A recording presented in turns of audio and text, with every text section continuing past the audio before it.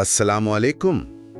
آج ہم ایک ایسے سفر پر نکل رہے ہیں جو ہمیں مغلیہ ہندوستان کے دل میں لے جائے گا، جہاں موسیقی کی ایک نئی ہی دنیا بن رہی تھی۔ جی۔ آپ نے کبھی سوچا ہے کہ وہ مشہور کہانیاں جیسے تانسین کے راگ دیپک سے دیے جلانا یا میگھ ملہار سے بارش برسانا؟ ہاں وہ تو بہت مشہور ہے۔ یہ آخر آئیں کہاں سے؟ یہ کہانیاں دیکھیں، چاہے وہ علامتی ہوں یا ان میں کچھ حقیقت ہوں، یہ اس غیر معمولی اثر کی طرف اشارہ کرتی ہیں جو موسیقی اس دور میں رکھتی تھی۔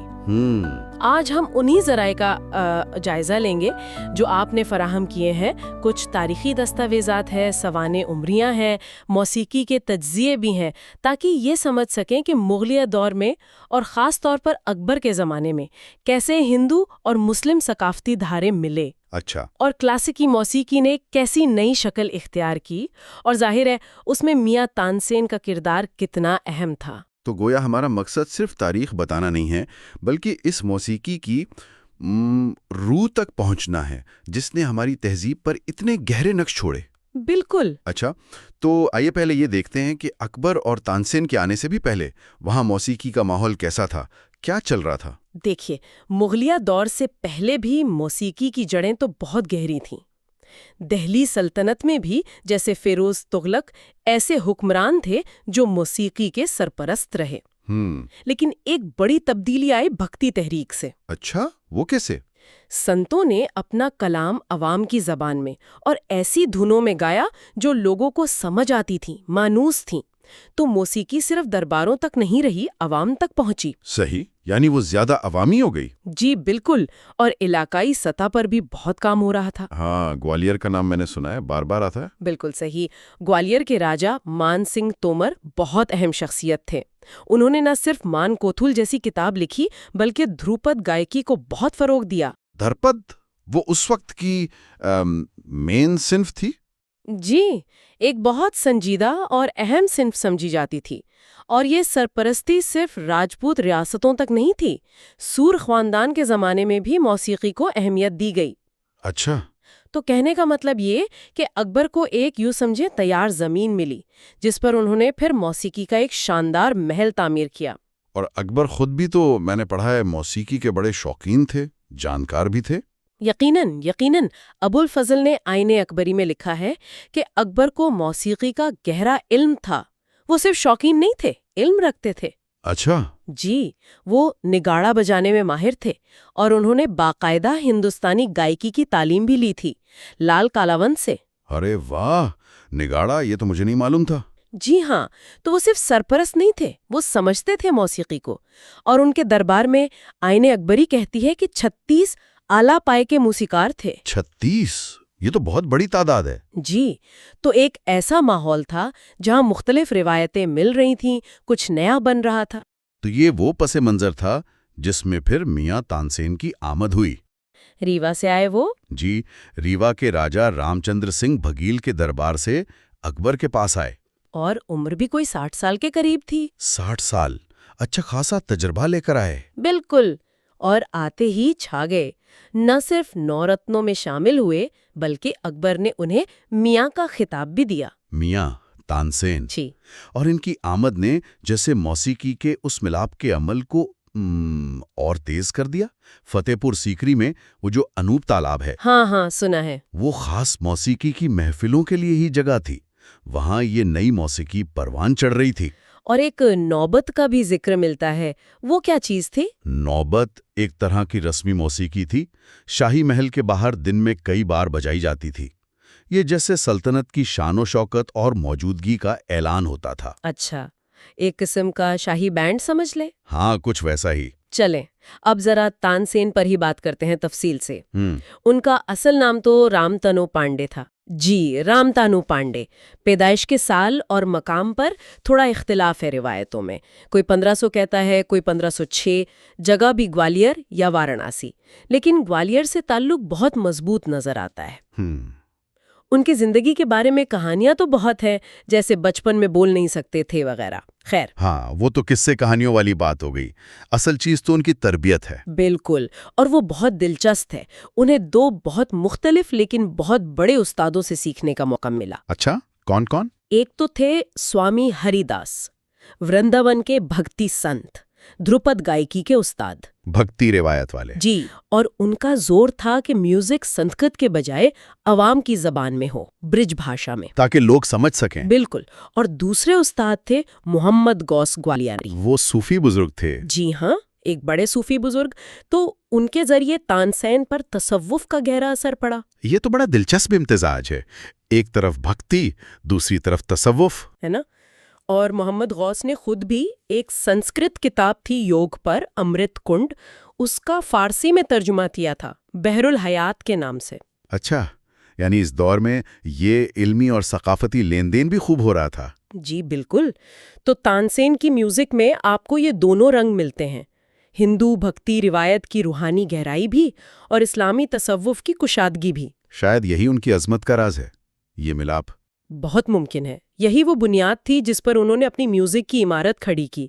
وہ بنیادی طور پر تو دھروپد گائیکی کے ماہر تھے، جو اس وقت کی سب سے اہم صنف تھی. جی، سب سے باوقار، جس میں راگ کی شدھتا یعنی پیورٹی اور حمد و ثنا پر زور ہوتا ہے. خاص طور پر وہ گوالیار سے وابستہ گوڑھر بانی کے استاد مانے جاتے ہیں. یہ بانی کیا چیز ہے؟ دھروپد گانے کے 4 بڑے انداز یا سکول سمجھ لیں: گوڑھر، ڈگور، کھنڈر اور نوہر. ہر ایک کی اپنی خصوصیات تھیں. تانسین گوڑھر بانی کے تھے. اچھا، اور انہوں نے خود بھی تو کئی راگ بنائے یا مقبول کیے. وہ دیپک راگ والی کہانی تو ہے ہی. ہاں، وہ کہانیاں تو ان کی موسیقی کی طاقت کی علامت بن گئیں. جیسے راگ دیپک سے آگ لگ گئی، پھر ان کی بیٹیوں نے میگھ ملہار گا کر بارش برسائی اور انہیں بچایا. اس میں بیٹیوں کی تعداد پر بھی الگ الگ باتیں ہیں. جی، وہ قصے ہیں، لیکن اگر ٹھوس بات کریں تو کئی اہم راگ آج بھی ان سے منسوب ہیں، جیسے درباری کاڑا، میاں کی ملہار، میاں کی ٹوڈی، میاں کا سارنگ.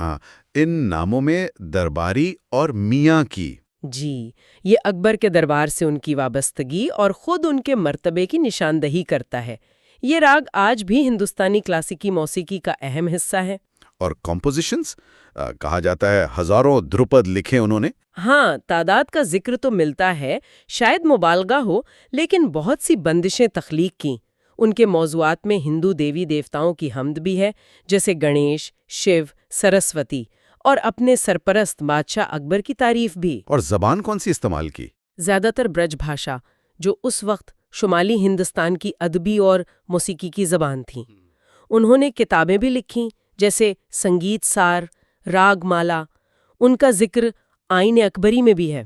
سازوں میں بھی ان کا کچھ کردار تھا، جیسے رباب کا سنا ہے میں نے. جی ہاں، رباب، جو اصل میں وسط ایشیائی ساز تھا، انہوں نے اسے ہندوستانی موسیقی کے لیے بہتر بنایا اور مقبول کیا. اچھا. کچھ روایات کہتی ہیں کہ شاید سرود کی ایجاد میں بھی ان کا ہاتھ تھا، رباب اور وینا کو ملا کر. اور وہ خود رودر وینا بھی بہت اچھا بجاتے تھے. تو مطلب گائیکی، کمپوزیشن، ساز، ہر شعبے میں ان کا اثر نظر آتا ہے. یہ کہنا غلط نہیں ہوگا کہ وہ ہندوستانی کلاسیکی موسیقی کے ایک مرکزی ستون ہیں. بالکل غلط نہیں ہوگا. آج بھی بہت سے موسیقی کے گھرانے، تقریباً سبھی، اپنا سلسلہ نسب کسی نہ کسی طرح ان سے جوڑتے ہیں. اچھا. جی، انہیں اکثر امیر خسرو اور سوامی ہری داس کے ساتھ ہندوستانی موسیقی کی تاریخ کی سب سے پربھاوشالی شخصیات میں گنا جاتا ہے. خسرو نے فارسی اثرات لائے، تانسین نے سب کو ملایا. ہاں، کچھ ایسا ہی. خسرو نے وہ بنیاد رکھی، تانسین نے اس پر ہندوستانی روایت کے ساتھ ملا کر ایک ایسی مضبوط عمارت کھڑی کی جو آج تک قائم ہے. یہ جو گھرانوں کا نظام ہے نا، استاد شاگرد کا، جی جی، اس میں تانسین کا کردار بہت بنیادی ہے. بہت سے بڑے گھرانے جیسے گوالیار گھرانہ تو براہ راست خود کو ان سے جوڑتے ہیں. ان کے خاندان نے بھی اس روایت کو آگے بڑھایا، ان کی اولاد. جی ہاں، بالکل. ان کے بیٹے بھی موسیقار تھے، سرسین، بلاس خان وغیرہ، اور ان کی بیٹی تھی سرسوتی. اچھا. ان کی شادی ہوئی نوبت خان سے، جو خود ایک بڑے موسیقار اور بینواز تھے. انہیں بینکار گھرانے کا بانی بھی مانا جاتا ہے. نوبت خان، یہ نام پہلے بھی آیا تھا. نہیں، وہ نوبت شاہی موسیقی تھی، یہ نوبت خان ہے.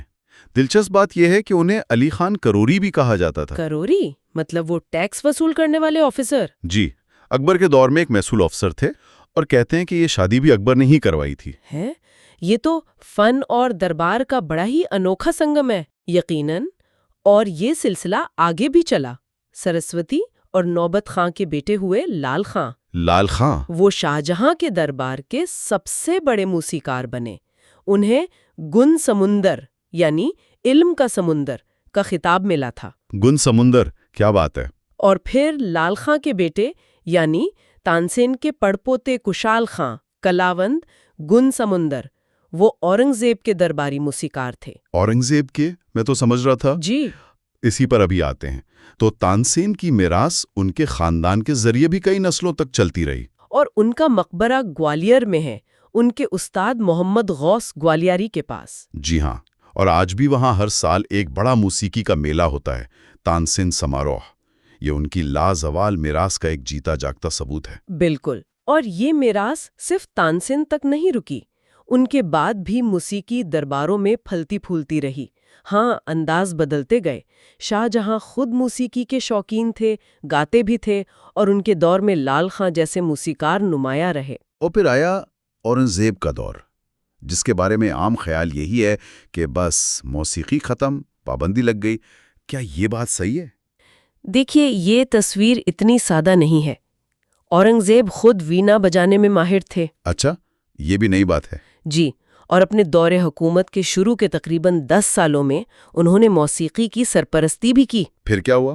بعد میں شاید مذہبی رجحان بڑھنے کی وجہ سے، یا کچھ لوگ کہتے ہیں معاشی وجوہات تھیں، انہوں نے عوامی محفلوں میں گانے بجانے پر پابندی لگائی۔ اچھا، عوامی محفلوں پر؟ جی، لیکن سازیمنا موسیقی یعنی انسٹرومنٹل میوزک وہ جاری رہی، اور دربار سے وابستہ موسیقار بھی رہے۔ جیسے ہم نے ذکر کیا، کشال خان جو تانسین کی نسل سے تھے، وہ اورنگزیب کے درباری موسیقار تھے۔ تو یہ جو مشہور قصہ ہے کہ موسیقاروں نے موسیقی کا جنازہ نکالا، ہاں، وہ قصہ مشہور ہے، لیکن شاید وہ عوامی سطح پر گانے پر پابندی کے خلاف ایک احتجاجی علامت تھی۔ حقیقت یہ ہے کہ موسیقی مکمل طور پر ختم نہیں ہوئی، اور ان کے دور میں موسیقی پر اہم کتابیں بھی لکھی گئیں، جیسے تحفۃ الہند۔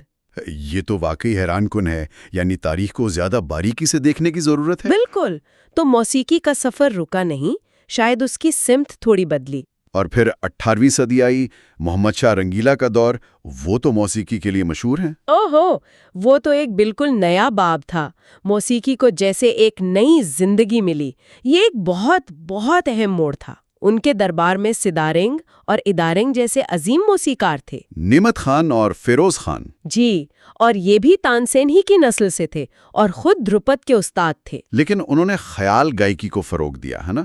یہ دھروپد سے کیسے مختلف تھی؟ جی ہاں، یہی تو کمال تھا۔ وہ خود تو دھروپد گاتے رہے، لیکن اپنے شاگردوں کو انہوں نے خیال سکھایا۔ خیال مطلب تخیل؟ بالکل، یہ دھروپد کے مقابلے میں زیادہ لچکدار صنف تھی۔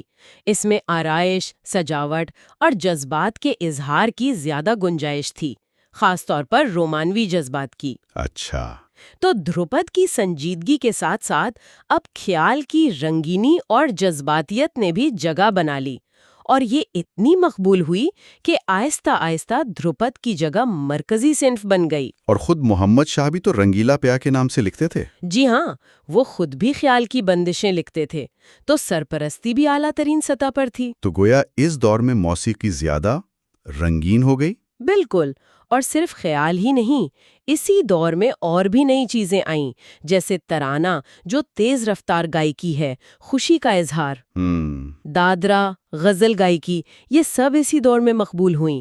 طبلہ اور ستار جیسے ساز زیادہ عام ہوئے۔ اور لوک موسیقی کا اثر بھی آیا، ٹھمری، ٹپا وغیرہ؟ جی بالکل، ٹھمری جو نیم کلاسیکی انداز ہے، بہت غنائی، بہت جذباتی، عشقیہ، اس کا تعلق یوپی اور پنجاب کے لوک گیتوں سے ہے۔ نواب واجد علی شاہ کے دور میں اسے بہت عروج ملا۔ واجد علی شاہ جی، اور ٹپا وہ پنجاب کے اونٹ چرانے والوں کے گیتوں سے نکلا۔ تیز پیچیدہ تانوں والا انداز، اسے شوری میاں نے کلاسیکی رنگ دیا۔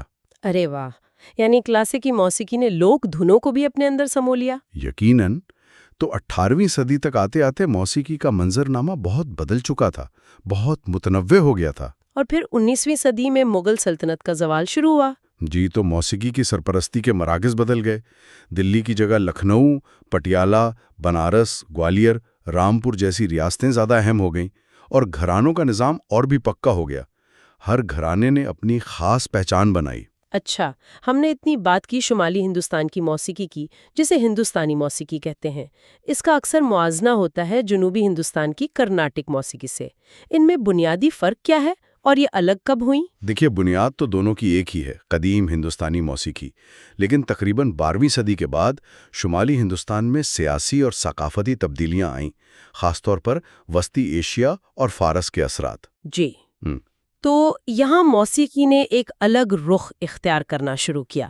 جبکہ جنوبی ہندوستان میں وہ اثرات کم تھے، تو وہاں موسیقی اپنی قدیم روایت کے زیادہ قریب رہی۔ لیکن بنیادی چیزیں تو ایک جیسی ہیں، راگ، تال۔ ہاں، راگ یعنی میلوڈی کا فریم ورک اور تال یعنی ردھم کا سائیکل، یہ دونوں میں ہیں۔ دونوں بنیادی طور پر مونوفونک ہیں، مطلب ایک وقت میں ایک سر نمایاں رہتا ہے۔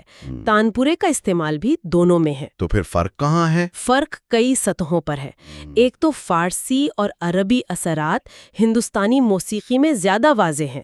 راگوں کے نام اکثر مختلف ہیں، اگرچہ کچھ راگ دونوں میں ہیں، لیکن ان کا چلن یا انداز الگ ہے۔ اچھا۔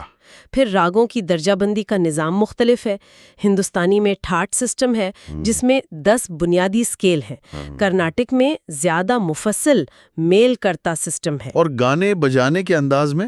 ہندوستانی موسیقی میں راگ کے الاپ پر، یعنی راگ کو بغیر تال کے دھیرے دھیرے کھولنے پر بہت زور ہوتا ہے۔ ہاں، وہ جو شروع میں ہوتا ہے۔ جی، جبکہ کرناٹک میوزک میں تیار شدہ کمپوزیشنز، جنہیں کرتی کہتے ہیں، ان کی اہمیت زیادہ ہے۔ ایک اور فرق وقت کا بھی سنیں۔ ہاں، ہندوستانی میوزک میں ہر راگ کو گانے کا ایک مخصوص وقت یا پہر مقرر ہے، جسے سمے کہتے ہیں۔ صبح کا راگ، شام کا راگ وغیرہ۔ کرناٹک میوزک میں یہ تصور نہیں ہے۔ اور ساز؟ کچھ ساز تو مشترک ہیں، جیسے وائلن، بانسری، لیکن ہندوستانی میں طبلہ، ستار، سرود، سارنگی، سنتور زیادہ اہم ہیں۔ کرناٹک میں مردنگم، وینا، گوٹو وادیم، کنجیرا۔ اور وہ غرانے والی بات؟ جی، ہندوستانی میوزک میں غرانہ یعنی ایک خاص استاد سے چلنے والا انداز یا اسکول بہت اہم ہے، جیسے گوالیر غرانہ، آگرہ غرانہ، جے پور غرانہ وغیرہ۔ ہر ایک کا اپنا رنگ ہے۔ کرناٹک میں نسبتاً انداز میں یکسانیت زیادہ ہے۔ یہ تو بہت دلچسپ فرق ہیں۔ تو اگر ہم اس ساری بات چیت کو سمیٹیں تو مغلیہ دور، خاص کر اکبر کا زمانہ، ہندوستانی کلاسیکی میوزک کے لیے ایک سنہری دور تھا۔ جی، بلا شبہ۔ جہاں مختلف ثقافتی دھارے ملے اور تانسین جیسے فنکار اس سنگم کی سب سے بڑی علامت بنے۔ انہوں نے دھروپد کو نئی بلندی دی اور ایک ایسی بنیاد رکھی جس پر آگے چل کر خیال اور دوسری اصناف نے جنم لیا۔ بالکل، اور یہ سفر صرف اکبر تک نہیں رکا۔ شاہ جہاں، پھر اورنگزیب کے دور میں بھی موسیقی کسی نہ کسی شکل میں موجود رہی، اگرچہ عوامی سطح پر اتار چڑھاؤ آئے۔ ہاں، اورنگزیب والا نقطہ اہم ہے۔ جی، اور پھر محمد شاہ رنگیلا کے دور میں تو موسیقی میں ایک نئی جان پڑ گئی، زیادہ رنگا رنگی آئی، نئی اصناف ابھریں۔ یہ تاریخ سمجھنا آج کے سننے والوں کے لیے کیوں اہم ہے؟ کیا تعلق ہے اس کا آج کی موسیقی سے؟ اس کا براہ راست تعلق ہے۔ آج ہم جو بھی کلاسیکی موسیقی سنتے ہیں، چاہے وہ دھروپد ہو، خیال ہو، ٹھمری ہو یا غزل گائیکی، ان سب کی جڑیں اسی تاریخ میں ہیں۔ اس پس منظر کو سمجھنے سے نہ صرف ہماری موسیقی کی قدردانی بڑھتی ہے، بلکہ ہمیں یہ بھی پتہ چلتا ہے کہ یہ فن کن تہذیبی رشتوں سے بنا ہے۔ یہ صرف ماضی کی بات نہیں ہے، یہ ایک زندہ روایت ہے جو آج بھی ہمارے ساتھ ہے۔ صحیح کہا۔ اچھا، آخر میں ایک خیال ذہن میں آ رہا ہے۔ ہم نے دیکھا کہ تانسین کے دور میں کیسے مختلف ثقافتوں اور روایتوں کے ملنے سے موسیقی نے ایک نئی شکل لی۔ جی، آج کے دور میں جب دنیا اتنی جڑ گئی ہے، گلوبلائزیشن ہے، کیا برصغیر کی موسیقی میں اسی طرح کے نئے امتزاج اور ارتقاء کے مزید امکانات ہیں؟ کیا ہو سکتا ہے آگے؟ یہ ایک بہت اہم اور دلچسپ سوال ہے۔ تاریخ تو یہی بتاتی ہے کہ موسیقی کبھی جامد نہیں رہی۔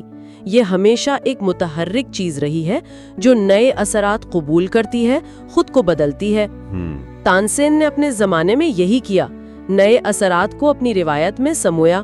آج بھی یہ عمل جاری ہے، دنیا بھر کی موسیقی سے لین دین ہو رہا ہے، تو یقیناً مستقبل میں یہ روایت کے نئی دلچسپ صورتوں میں ہمارے سامنے آئے گی، یہ دیکھنا باقی ہے۔ امکانات تو بہت ہیں۔ بالکل، اسی فکر انگیز نقطے کے ساتھ آج کی اس گفتگو کو یہیں ختم کرتے ہیں۔ امید ہے اس تفصیلی جائزے سے آپ کو کچھ نیا جاننے کو ملا ہوگا۔ اگلی بار تک کے لیے خدا حافظ۔ خدا حافظ۔